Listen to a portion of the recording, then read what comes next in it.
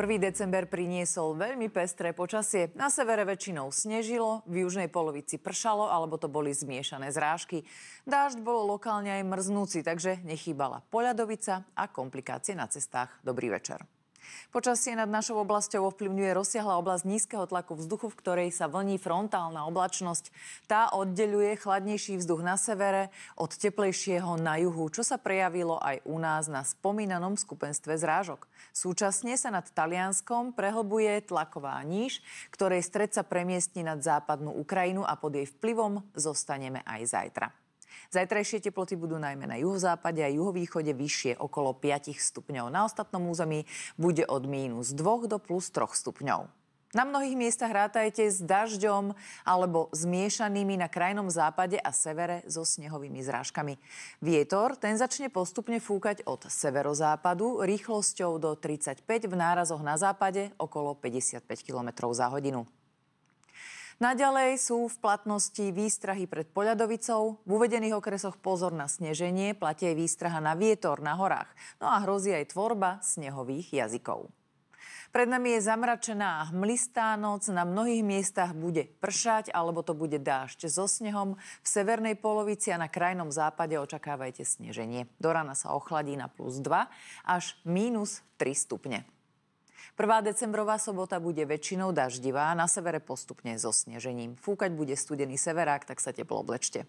Na západe bude zo zamračenej oblohy spočiatku pršať, neskôr to budú zmiešané alebo snehové zrážky. Bude veterno a teplota vystúpi na 0 až +4 stupne. Aj stredné Slovensko čaká zajtra prevažne zamračené počasie. V južnej polovici s dažďom, vyššie so zmiešanými, na severe so snehovými zrážkami. Teplota -2 až +4 stupne.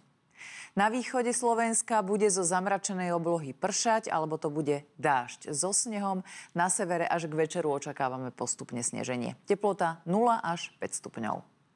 Zatiahnutá obloha bude zajtra vládnuť aj na horách. Pribudnú aj ďalšie centimetre snehu. Do nadmorskej výšky zhruba 1200 metrov však budú zrážky zmiešané.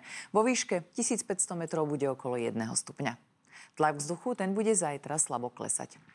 Nedeľa prinesie premenlivú oblačnosť so snehovými prehánkami a s teplotou od -5 do +2 stupňov. V pondelok nás čaká málo oblačnosti a teplota od -5 do +3 stupňov. V útorok oblačnosť pribudne a lokálne sa vyskytnú snehové prehánky pri teplote od -3 do +4 stupňov. V stredu má prevládať oblačné počasie, miestami so snežením, v nižších polohách aj s dažďom. Teplota vystúpi na -2 až +4 stupne. Poďme ešte na Facebook.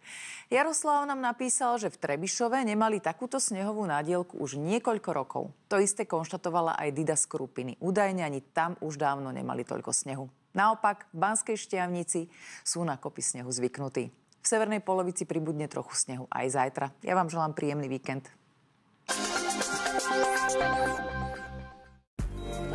Sledovanie